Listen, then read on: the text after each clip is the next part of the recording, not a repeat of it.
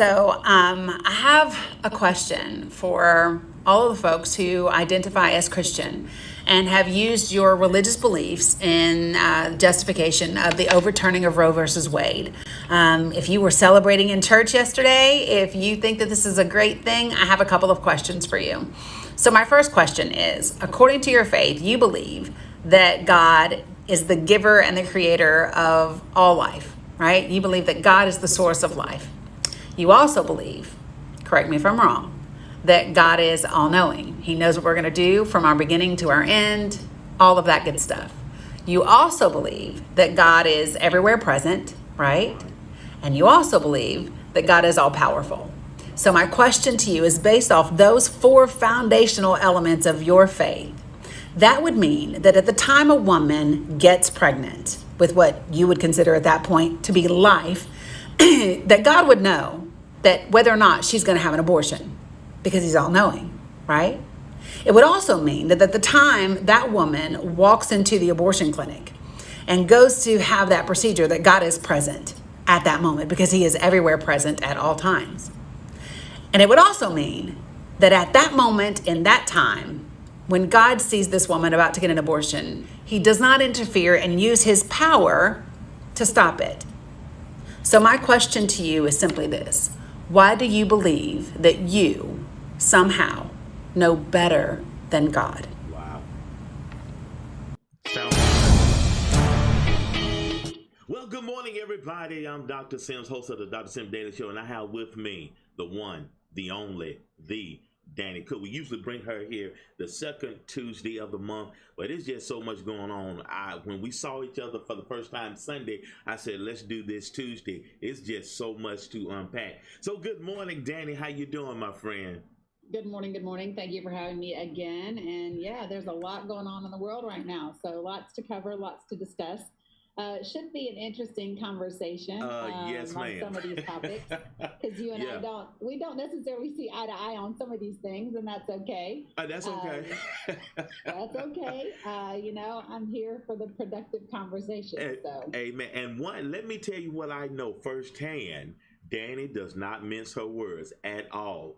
She will say it with a smile. She'll put a little cod liver oil on it and a little honey, but she tell it like it T.I. is, and she doesn't cut corners. Not even with Dr. Sim. She does not cut corners, and that's a true friend. She wants you to get better, and this is Minority Mental Health Month, and it's a lot going on. Let's start with that video that we just played, the TikTok you did on Roe versus Wade. What a powerful, powerful question you pose to Christian folks.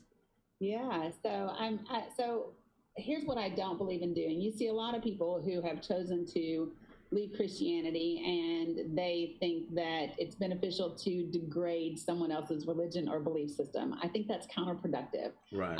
So what we have to understand is our core values are extremely important to us. They are what make us who we are. Right. And when you criticize someone's core values or their belief systems, they automatically become defensive. Right. So what must you do? You must use what they believe and make it make sense. Right?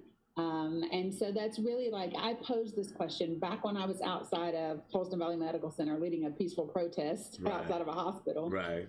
A lady came up to me because, I'm from Northeast Tennessee, Southwest Virginia, so rural, red, conservative Christian. Right. And a lady comes up to me and she says, when you get done with this here ballot hell, you need to come do a protest on that daggone abortion. And I said, well, you may not want me to do that. And she said, well, why not? And I said, well, my position on abortion is based on my faith. And she said, well, mine too. And I just think, and I said, well, and so then I posed that same question. So if God is all-knowing, all-present, all-powerful, and he is the giver of life. That's right. That means he knows what a woman is going to choose. And if he does not take away that choice. That's right. Who are we to do that? That's right. So you would say you're pro-choice. I am pro-choice. That does not mean that I'm pro-abortion. I am pro-choice. Right. Because I don't think that I know better than God. I don't think that I don't find it necessary to dictate what other people do in their lives for themselves.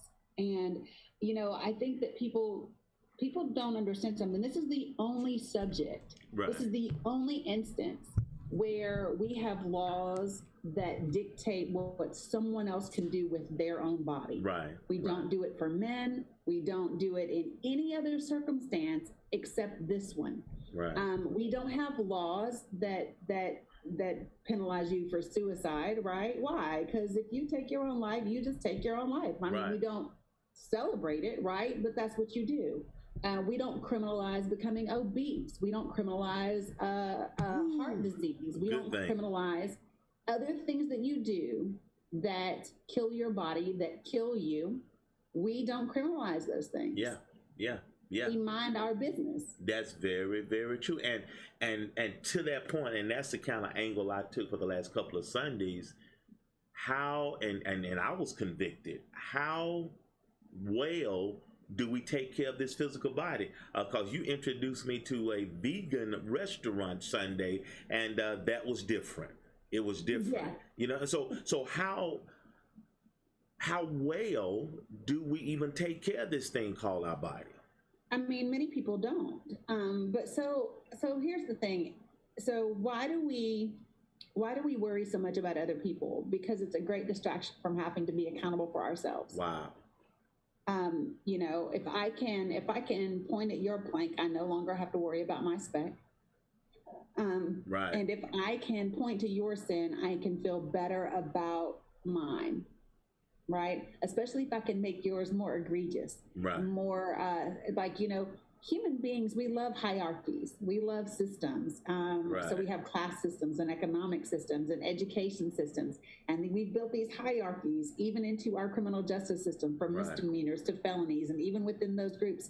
And somehow or another, we think that also applies to sin. That's right. That's right. But the reality is Jesus is not interested in sin at all, because we live under grace. I mean, if you're really going to talk to me about Christianity, we are living under grace. That's so sin and law is no longer applicable. That you, so girl, we and good morning, Teresa. Teresa says good morning.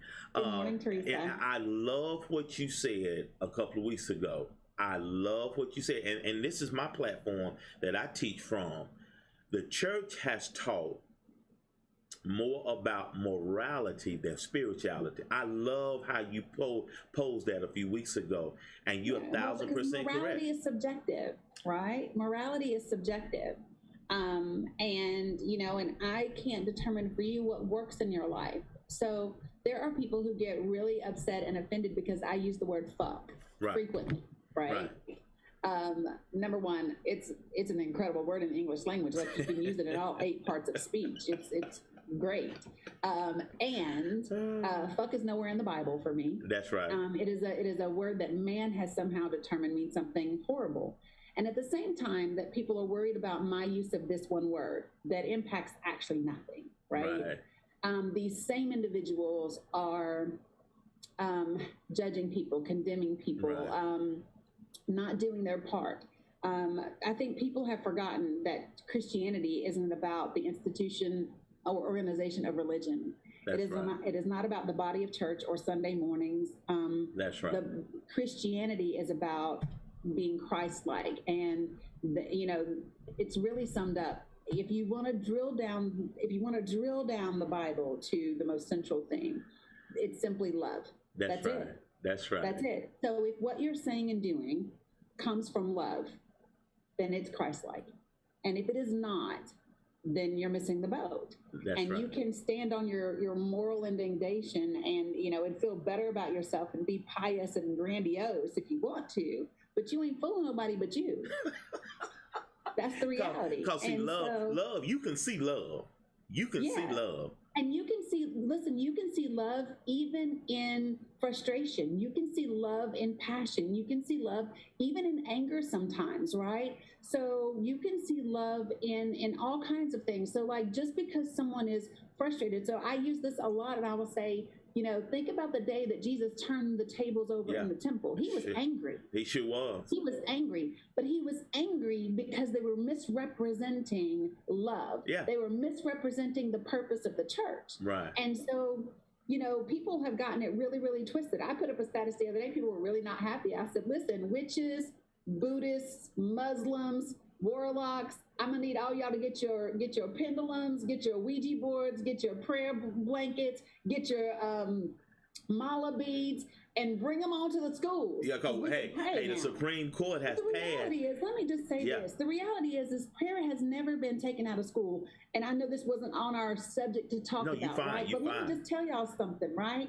Prayer is not something that has to be done out loud. As a matter of fact, Jesus likes for you to do it a little quiet. He likes for you to keep it to yourself. That communication line between you and him is always open. Yes. Always open. So, you know, if you feel like you have to say it out loud to be seen, you might want to read what Scripture says about that, right? You might want to read what it says about when you do things just to be seen, right? That's good. Because That's good. The witness has nothing to do with it, right? You don't have to proclaim 24/7 out loud. Guess what? If you are really living as a Christian, I can see it. I can see it. I will see Jesus in you. You ain't got to tell me. You ain't got to put no little fish symbol on the side of your truck and tell me it's a Christian-owned business. You ain't got to do none of that. I will know it by your fruit and by your works. That's good. It's just that simple. So nobody can take prayer away from you. That is a spiritual thing that happens. That is prayer so good. Is spiritual. It has nothing to do with your lips moving or words coming out of your mouth. Prayer is spiritual. You can commune with God anywhere. That's so good. So at the end of the day, before we jump to Jalen, at the end of the day, so what's the fallout in your estimation? What's the fallout of the Roe versus Wade being overturned? Fallout. I don't know if that's the word that I would use. I think, well, so you're already starting to see it. So you saw that a Florida judge actually put a block. They blocked Florida's 15-week abortion ban. Okay. And a Kentucky judge did the same thing.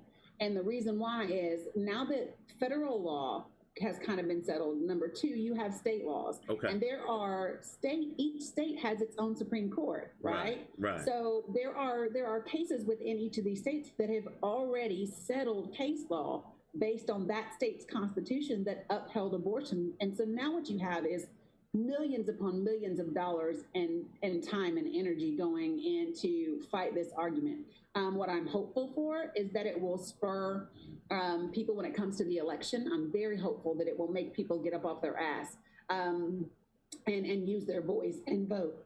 The other thing that I'm hopeful of is that it will make people understand that every single one of our rights are connected to each other. That's right. So it's not just about women's rights, nor is it just about LGBTQIA rights. Listen, all of our rights. If you read the Texas Republican Party's platform, right? They want to do away with the Voting Act rights. They want to do away with affirmative action. Right. They want to get rid of the Department of Education for the state. All of these different things. So we have to understand what's taking place. So I think all of those things are going to happen. What I hope is that it will mobilize us in such a way that we will make new ground and be able to hold it. We just got very lax about some things. That's good. So that I do think will happen because people are not going to go back. That's very true. That's very true. And since we're talking about life and how people that are pro-life that jump up and down and beat their chest about the unborn, once you're born, where does that same energy go? And I don't know how many of you all have seen it. Good morning, Miss Vanessa. Good morning again, everybody. I'm here with Danny, and we're just kind of having a mental health check for mid-year. We just kind of want to know how we all doing with everything. We just talked about Roe versus Wade. So Jalen Walker, I don't know how many of you have seen in Akron, Ohio, a young man was killed last Monday, 7 days ago. He was murdered by the Akron police. And so the video has come out. It came out Sunday. So everybody's just like, oh my goodness. And Danny has seen it. I've seen it. I watched it on the way home from Atlanta Sunday. And I just shook my head. And the lawyer of the family and the family has seen one video, and another video has been presented to the public. So there's a small disconnect, and Danny could unpack it because Danny saw the whole 1 hour press conference. So Danny, what's your take on what you've seen? So I don't know that the family has seen a different video. What I think is that the video that was released to the public, the family requested that Jalen be blurred out. Okay. So some of what the lawyer talked about when he was interviewed and he talked about this footage, you can't clearly see on the video from the public's perspective because his image is blurred out. Right. Things that are important. And let me preface this conversation by saying this. Folks, we have got to get to the place where we can embrace duality, where we can embrace the existence of two things at the same time that may be conflicting. Yeah. Okay, and here's what I mean by that. So, Black and brown people, y'all know we can't do what they do. Nope. And I know some of y'all gonna be like, she's racist. No, I'm not. I'm telling the damn truth. We can't do what y'all do. That's right. That is a fact. So if that's the case, you have to understand something. So one of the things you hear white people say all the time is the Second Amendment and our right to own guns, right? Well, the right to own weapons and guns does not work the same way for Black and brown people. You got because that then right. When a Black person gets pulled over and they have a weapon, the first thing white people say is, well, he had a gun. Well, shouldn't he have a gun, right? Which we just found out this morning that the gun used in Highland Park yesterday was legally obtained. We just found that out this morning. But anyway, so Jalen Walker, let me start with the obvious. Okay. The obvious is that 90 rounds is excessive force. Hello. I don't care what he did and what's happening. 90 rounds is unbelievable and unprecedented. It's just insane, right? You don't even get that with Amadou Diallo, right? You don't even get that with that. 90 rounds is crazy. And 60 of those bullets hit that young man, right? So that's number one. Do we have a problem with police that don't have a regard for life? Absolutely we do, right? That's apparent. Anytime that you would fire 60 rounds and hit someone or 90 rounds, obviously you don't value that person as a human being, right? Number two, Jalen had a gun in the car and a fully loaded magazine. Yeah. Now, do I have questions about the gun, the magazine, and the gold wedding ring that seem to be so neatly placed on the driver's seat? Yeah, I do. Yeah. But, who knows? Two, one of the things that the footage shows is when Jalen got out of the car, he was wearing a black ski mask. That heightens the sense of danger. I don't care who you are, that heightens the sense of danger. Correct. And it does appear, based on the footage, that when he is driving away from police, you can see a shot of light, like a flare that comes out of the driver's side window, where it appears that he did shoot out of the window. Now, he struck nothing, wasn't really aiming at anything significant, and never really fired kind of at the officers, but the gunshot came out of the window. Okay. So here's where I think the family is going to have difficulty from a legal perspective. Right. Is the fact that a gunshot had been fired, the fact that he's wearing a black mask, and they are saying, although this is where the attorney disagrees. The attorney says Jalen didn't turn and face them, made no gesture toward them. The police officers say, nope, it looked like he was about to turn. And so all they have to say is it reasonable that these officers were fearful? And because he'd already fired a weapon, because he had a black ski mask on, I don't know that a jury or a judge isn't going to say, yeah, that's reasonable. You know what I mean? Hey, Danny, and let me interject very quickly. I was at dinner Saturday night, and you and I talked about this Sunday. I was at dinner Sunday night and Saturday night, and I just so happened to be sitting next to what I learned in our conversation with a criminal attorney.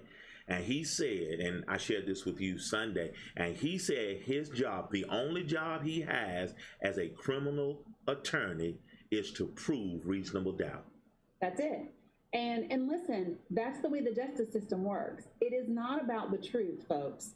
You need to understand that is not the way that law works, right? When you truly understand the system, it's can you find the loophole? Are you smart enough to get out of things?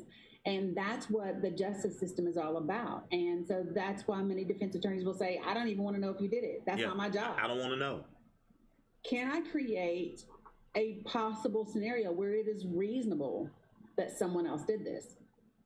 Right? And that's all that is required. So So I do think that at a minimum, what will come out of this is some action around the excessive use of force. That's a good point. That's a good point. That's a good point. Because at the end of the day, even if you fear for your life, it doesn't take 90 rounds to let you know that you're safe, right?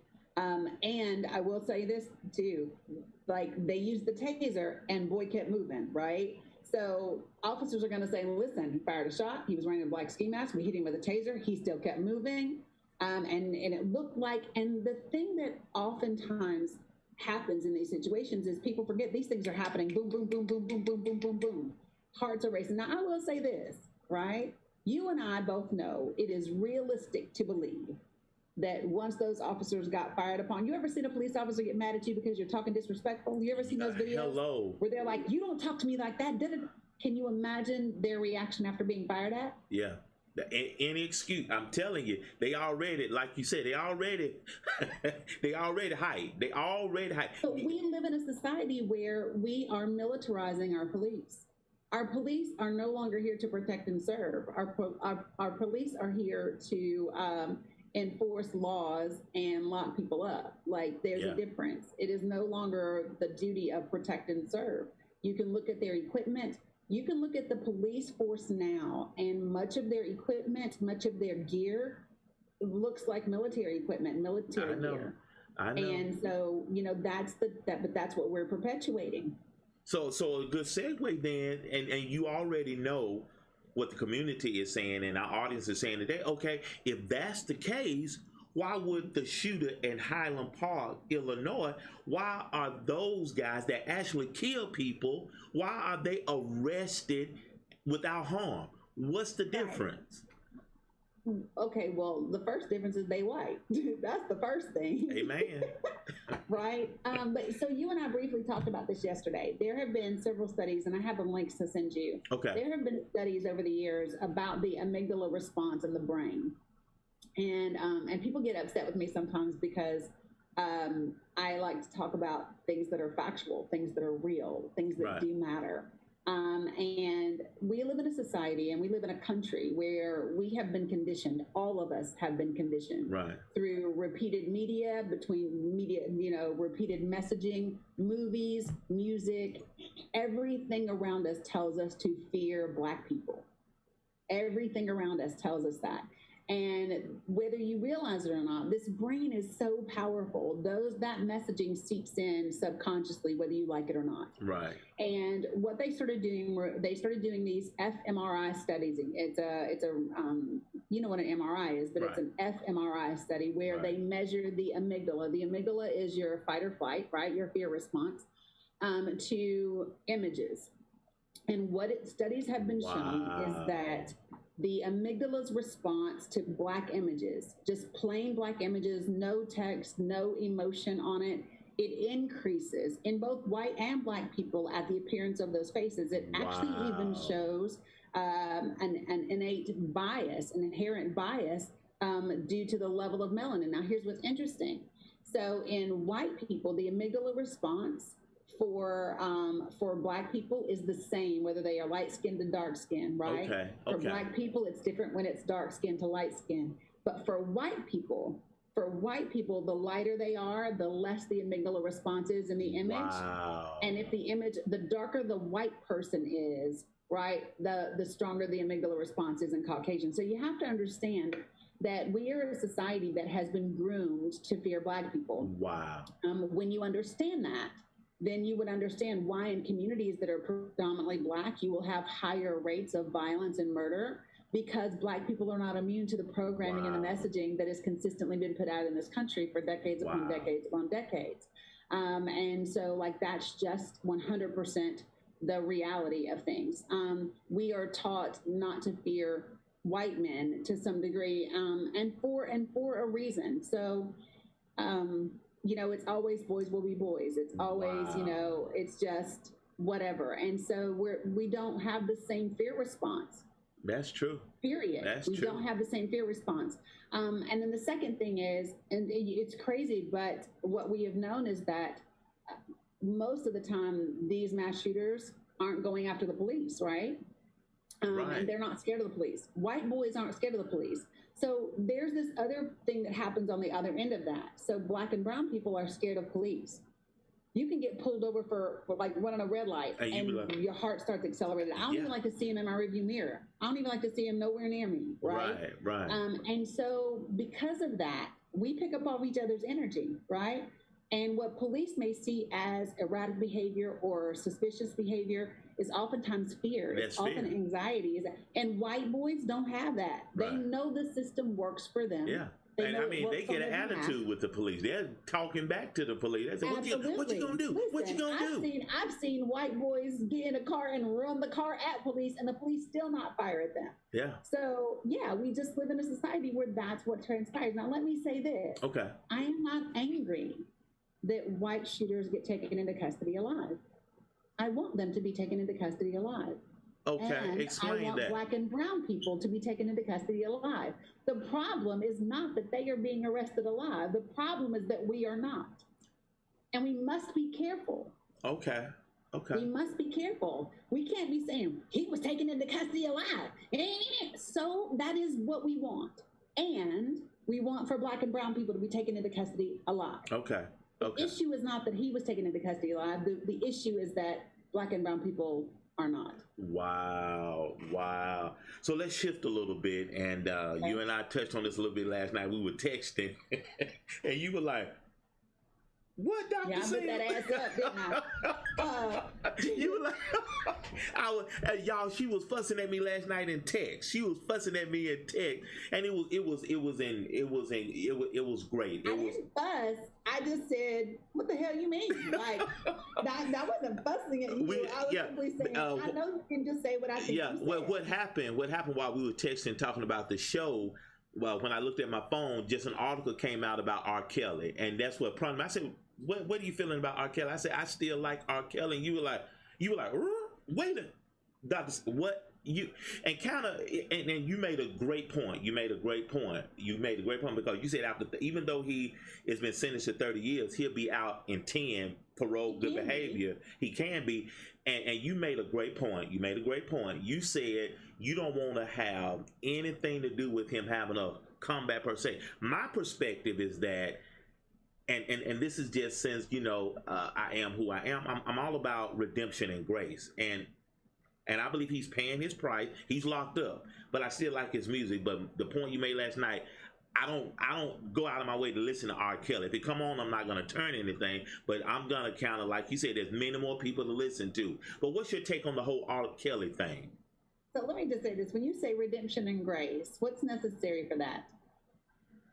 Accountability, reconciliation, retribution, a changing of your ways.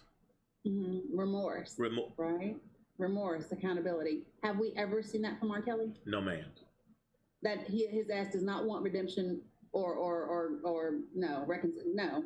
Like, this is my thing. You say, I'm all about redemption and I'm all about listen, he has never given us that.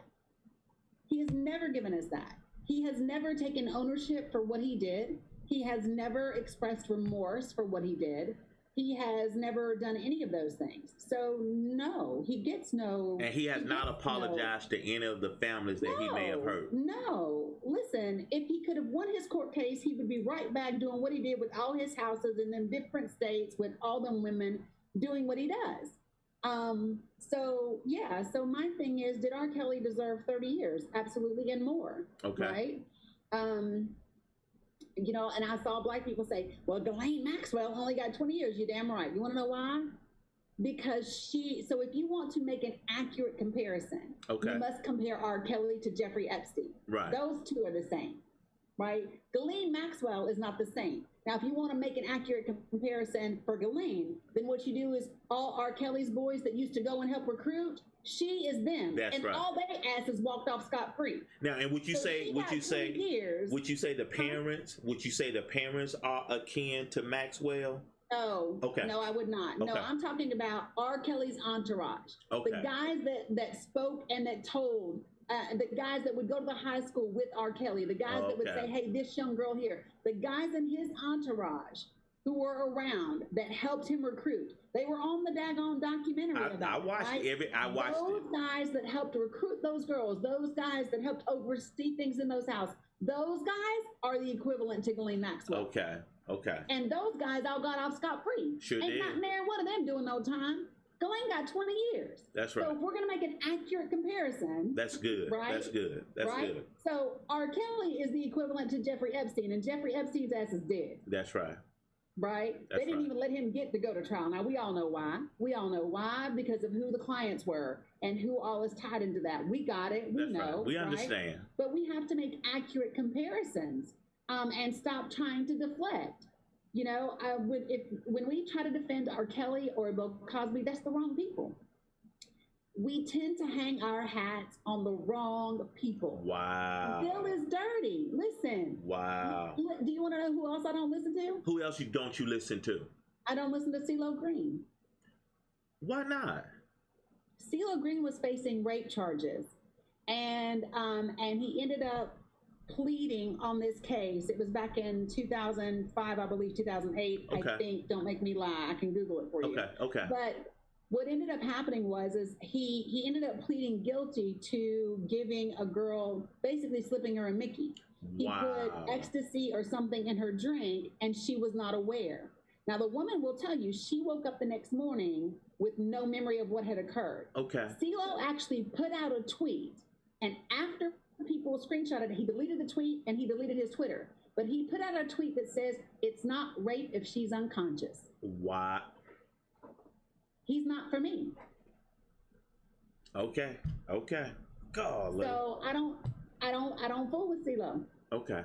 Well, I just learned something new. I didn't know that. I know that now.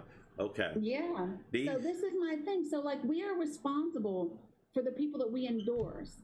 We are responsible for the people that we sow into. When you listen to someone's music, when you buy someone's music, when you go to see them in concert, you are contributing to them. You are actively sowing your seeds into the fruit of their life. Okay. And R. Kelly has no fruit that I desire to be a part of. Understand. There are too many other talented musicians and singers in this world for me to contribute to Amen. him.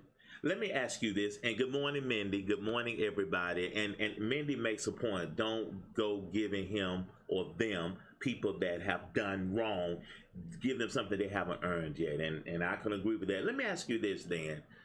With Bill Cosby, R. Kelly, etc., what about, and help us understand it, because the argument is, well, these people, it's taking them all these years to come forward. Well, it's all long gone. Why didn't they say it then? And I have said that myself when it came to Bill Cosby, etc. Why does it take the victim so long to come forward? Unpack that for us. Help us understand that.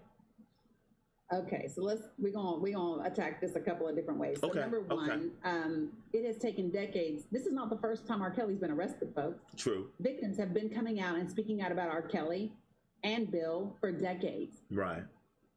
Okay, so let's don't act like this just all of a sudden appeared out of nowhere. Number two, you don't get to tell people how to process their trauma. Wow. Amen. We live in a society that loves to make the victim the bad guy. We live in a society that loves to, well, she wore this skirt and she had this drink, or her parents let her stay over there. We live in a society that loves to make the victim the criminal. So as a woman, just think about this for a second. You are no one. You put yourself in a situation because you admired this individual. I understand. You thought this individual was going to help you build your career. You thought this individual was going to give you a break. Maybe you had a crush. Maybe you liked the attention. Maybe he fed something in your self-worth. And the amount of shame around putting yourself in that situation is enormous. Yes, ma'am. And shame keeps us silent. And sometimes it takes other sisters willing to share in that shame so that you know you're not alone before you can actually do what needs to be done. And then on top of that, when you are going up against people with millions of dollars, right? Millions of dollars, when you're being threatened, when you're being beat, when you're being conditioned. Right. So what you need to understand is that many of these women were kept locked up in a room. Like, he actually told them when they could or could not eat. The psychological impact that that has on an individual is astounding, right? Right. So people want to sit back and judge these women. Judge your damn self. Worry about yourself until you have experienced trauma, until you have been victimized repeatedly, until your very livelihood, your ability to eat and drink is connected to another individual and what they say and do for days and weeks and months at a time. Shut up. You simply have no space to speak into these women's lives and judge them. Wow. That you made a powerful statement. Shame keeps us silent. It does. Shame is the strongest emotion that we have that keeps us silent. It keeps us from asking for help. It keeps us from admitting that we need help. It keeps us from connecting with each other. It keeps us from authenticity, being real with each other. It's serious, isn't it? Shame is powerful. And that's why you say, and that's why you, and again, another interview that we've had together, another talk show, you said that shame is not, a lot of times, you know, parents did this a lot growing up. Parents try to shame you into doing the right thing. And you said it has the opposite effect. You cannot shame, and girl, that thing has really been working with me, and I've been mindful of that. You can't shame anyone into doing right or doing the right thing. You can't birth something. So here's the thing: you can't birth something out of bad ground, right? So if I go back and I talk, and because I have to relate to you, you're a pastor, you're a minister, right? So can you grow good fruit in barren soil or weedy soil or rocky soil? No, those seeds become displaced. They get scattered. They dry up. They die.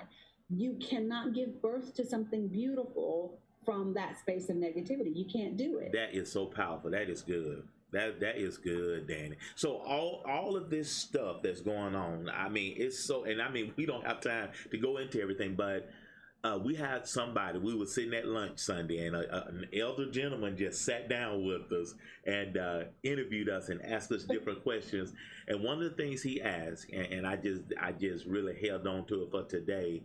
So what do we do? What can we do to impact what's going on? Because you said something, again, powerful. You said, listen, we have the power to create our reality. You know, we can speak life, you know, and we were talking last night. You said, people talking about, oh, it's just going to get worse. Well, don't speak that around me. I don't want to hear it. Yeah, so what can we do, Danny? So, I mean, I was talking about this briefly last night. So, are you familiar with the circle of control? Okay. So it's this practice that is sometimes used in coaching. Okay. And let me do this. Okay. Ignore my circles, y'all. All right. So if I have these 3 circles that are right here. Okay. Okay. Inside the circle is what I can control. There you go. Okay. I can control me. I can control my words. I can control my actions. I can control my laundry, my house, my body. That's what I can control. Okay. Okay. This out here is what I can influence. Okay. Right? Okay. So using my platforms, using my social media, engaging in challenging conversations with my friends, with my family, with people that I run into, that's the places where I have influence, right? Okay. So I can focus on what I can control and what I can influence, right? This outer circle is the one that a lot of people like to focus on. It's what it's what they're concerned about. So that's when you think about state level things and federal things. You can't control them, right? Depending upon who you are, you may or may not have any influence in them. That's right? True. But mostly for most of us, there's simply going to be an area of concern. Okay. Okay. Right? And for this area of concern, mostly for us, all we can do is watch what we say about it, vote the right way, become informed individuals, advocate for other people, stand in the gap, fill in the space, hold space for one another. That's pretty much all we can control about the things that we are concerned about. But the good thing is that if all of us were focused on what we can control and what we can influence, what I'm concerned about, somebody else can control. That's good. That's good. What I'm concerned about, somebody else can influence, right? So if we all focus on these things, that's how we get things done. So in the meantime, we focus on, if you ask, listen, I'm going to tell you, this is what we do, right? That's good. And so that's the first thing. The second thing is finding this sweet spot. There's this line between being present with the realities that we are currently facing and not taking the fear that you might feel in this moment and projecting it into the future. That's good. When people say to me, what's the world coming to? My answer has been and will always be, whatever we make it. Whatever we make it. Amen. Whatever we make it. So if you do not like the world that we are currently living in, then it is your responsibility, not your fault, but your responsibility to do what you can to change it. Period. Today, I kicked the guy off my page, reported him and blocked him. Black guy. Okay. Because I was talking about the shooter, and I was talking about this, and I was talking about the same thing that I said here, that I wanted him taken alive the same way I want black and brown people taken alive. And his response was, he told me that I sounded apologist and F this and that's not, and he actually said war and bloodshed is what's needed. And I said, I'm going to need you to go on somewhere, sir. Yeah. If you come to my page promoting violence and whatever, you got to go. I don't care the color of your skin. Thank you. You got to go. Can I tell you a secret? Can I tell you? And because somebody threw this at me too about a year or so ago, and I said, let me tell you a secret. And they were talking about the shooting and George Floyd and all of that. I said, let me tell you something. The government spends billions of dollars on defense and law enforcement. So what is your gun up against that gun? I said, we our hands are tied in that regard. So to your point, we must deal with what we can deal with and control. We cannot fight fire with fire. Well, let me just tell you, the bottom line is, why would we want to? Come on. For me, the solution to death is not more death. It just simply is not. Because then you just end up in this cycle. That's right. So how are we most powerful? The most powerful thing that we can do. So like if you have a vagina and you are watching this, the most powerful thing that you can do, if you have a uterus, the most powerful thing that you can do is work in these purple states and these red states and flip just a couple of those congressional seats blue so that Congress can codify abortion rights for women. There you go. It's that simple. That's good. So that's what you can do as women. If you are a person of color, right, you do the same thing. You work in these states, you flip a couple seats, and you understand if you are LGBTQIA, guess what you need to do? Work together cohesively, flip a couple of them seats so that people can codify the rights to same-sex marriage and for you to be able to adopt children and have a family and love the way that you choose to. Folks, we are stronger together. That's right. Not that I'm no Hillary Clinton fan, but let me just tell you, she was right about that stuff. Wasn't she right? No, she spoke it. The reality is, we are only as protected as the least of us. Amen. Period. So focus on what you can control, what you can influence, right? And do things in those circles that will impact the areas that you are concerned about, become informed, and then find that balance. I can want accountability, I can want justice, I can want equity. And at the same time, I can want empathy, love, and compassion. They do not have to be polar opposites of each other. We need to understand, identify, accept, and acknowledge duality so that we can move forward in a way that is productive and powerful. That is so good. So what's going on with you in the last couple of minutes that I have with you? So what's going on in your world? How are you? What's going on in my world? So let's see. So I have a 12-week women's group coaching program. I have 5 women in the current group. That's wrapping up in about 4 weeks. Okay. Getting ready to launch another group. I have 3 women so far identified for that group. I would like to take 2 more on. So if you are interested in that, send me a DM, send me an email. You can reach me at thedannycook at which one do I want to give you? Gmail. Let me give you thedannycook. Yeah, thedannycook at gmail.com. You want to go there or send me a message on Facebook or Instagram or TikTok. Everywhere except Twitter, I am the Danny Cook, right? Twitter, I am real Danny Cook. Yeah. And then what else do you want to know? So we are in the midst of fundraising right now Okay. for the actual talk show. So the production in the film studio, we are over halfway. I think we're like halfway to the goal. Good. And so right now, here's what I will say to you. If you really and truly want to support me, if you like my views, the way that I say things, and Right. and the conversation that I bring on relevant issues, then by all means go to thedannycookshow.com, click the donate button, and donate $5, $25, $100, Hey, $1,000, it whatever. adds up. whatever It adds up. And if you are a corporation and you would like to become a sponsor, if you are a business, if you've got an LLC, you can become a corporate sponsor that way as well. And if you want to support me personally, you can become a coaching client, right? You can go to my Etsy store, which is Intrinsic Connections, and you can buy some of my artwork. You can hire me for a commission art piece. You can buy my decks or my bracelets, any of those types of things, and help me continue to do what I do that I believe I'm here to do. Amen. Which is have meaningful conversations in a way that matters. That's so good. Thank you. And it was good to finally meet you in person. Yeah, I know, right? It was good. Hey, guys, I turned him on to Cecili's. Cecili's is my favorite place ever. Yeah. And you have to tell. So you told him, you said, "Oh, that was different," but it tasted amazing, did it not? It was good. It definitely was good, and my body responded in a very positive way. Yeah, that's because your body ain't used to having good whole food in it. That's why your body said, "What did you just put up in here?" My body was like, "What in the world?" And yeah. Thank your you. Body Thank said, "This you. wasn't no chicken wings." Yeah, that's right. Hey, y'all, and when she was walking toward me, I was talking to a guy I just met. I was Christian, he's Muslim. We were having a great conversation. He said, "Dr. Sim, I'm so glad I met you. Mario from Washington, D.C." And I saw her coming out of the corner of my eye, and she was walking up the steps. It was like she was walking in slow motion. The angels were singing. I said, "Danny Cook, line one. Danny Cook, line one." And then it was like, "Who is that? I know that's Dr. Sim." Oh, no. And I was like this, "Shh.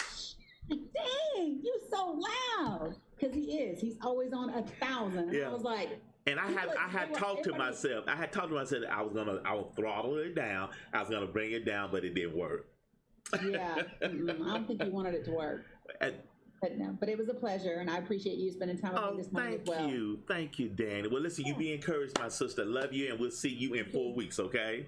Yep. Peace, Yeah, everybody. we're gonna run to a quick commercial, and we'll be right there. That was such an awesome conversation with Danny. Y'all hold tight. We're gonna play a commercial, and we'll be right back. Hey now, if you'd like to donate today to the Dr. Walter Sims Show, please donate at Cash App, $Walter H. Sims. Yes, that's Cash App, $WALTERHSIMS. That's Cash App, $Walter H. Sims.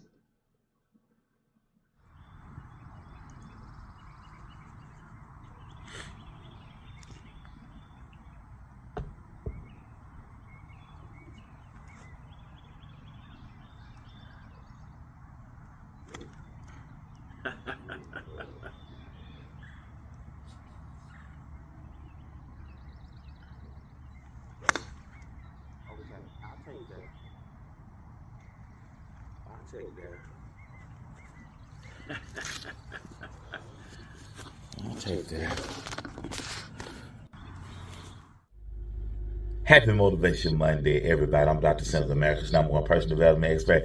In that collage of clips you just watched, golf is predicated on consistency.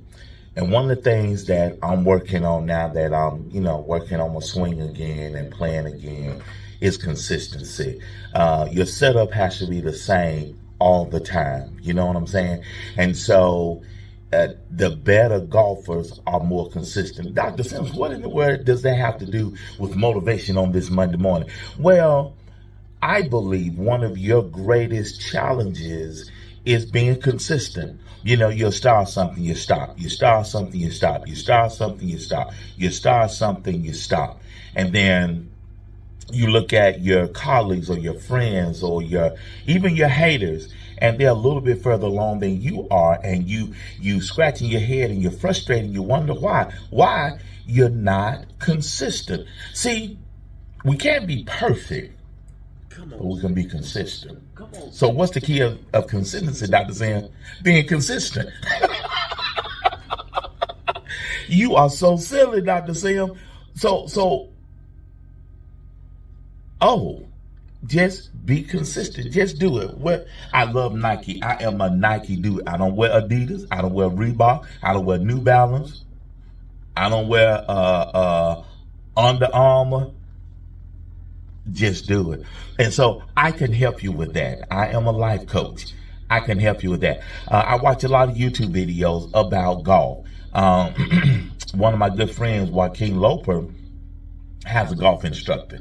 And so a coach can help you with things like consistency. You need a life coach. I believe everybody needs a personal development budget. Maybe that's another video.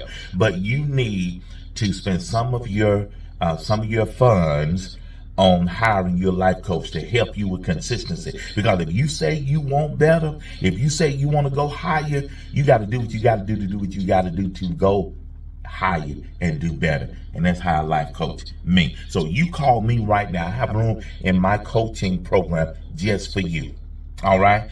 I'm full, but I make room for you because it's just that important to me for you to be all that you can be. Amen. Call me today and I can help you be consistent. And remember, if you stay high on life, life is going to stay high.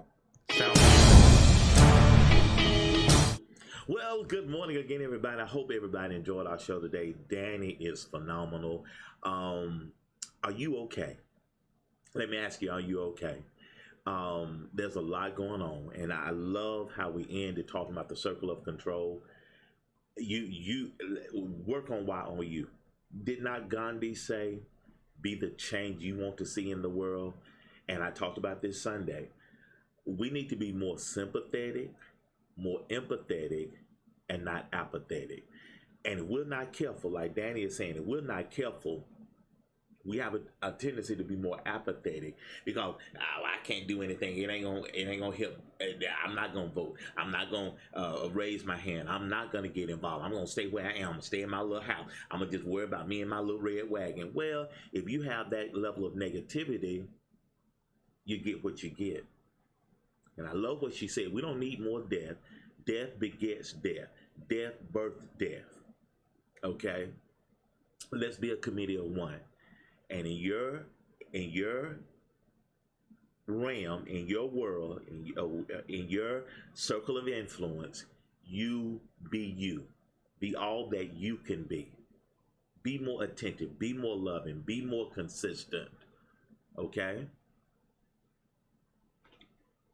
Be a committee of one. Yes, we can. We are better together. And I was listening to a TikTok. And what's some good stuff that you can say that's going on? Well, collectively, our collective concerted effort, we got Joe Biden elected. We elected Barack Obama. And there was a blip on the radar. 2016, there was a blip. There was an anomaly. And I heard another talk show about this. There was an anomaly. Van Jones talked about this. There was an anomaly that happened in 2016, okay? But by and large, we came back together and elected Joe Biden, President Joe Biden, and Vice President Kamala Harris. There are some good things going on. It's just that all of the negative stuff is being reported in the media. That sells. I was talking to my sweetie, if you have a good relationship, a good marriage, a good thing going, that's not going to be a reality show about that. That doesn't sell. But we want reality shows where people fight all the time. There's drama all the time. They're always having stuff. She's after your man, you after her. Her woman, you after this and you after that, and you backstabbing each other. We that doesn't sell. And I'm excited about Danny's talk show. I'm gonna be in the audience. She said there are gonna be tickets sold for the audience. I will be in the audience. So there are some good things going on. There's some good things going on in your life. If you need a push, if you need a nudge, if you need some help, reach out to me. And thank you for being here today, Teresa, Mindy, Miss Vanessa, Wilma, everybody. Thank you. And we still here. We still out here. I've started another talk show, the Blue Table Talk for Men, a safe space for men. I'll be on tomorrow night at 8 o'clock on TikTok. We're going to be okay. And I just need you to be encouraged. And let's be a committee of one. Let's do what we can do. All right? And keep doing what you do. Very, very proud of you. Keep doing what you do. All right? We'll be back next Tuesday. Hey. And remember, as I always say, if you stay high on life, life is going to stay high on you. All right. So I have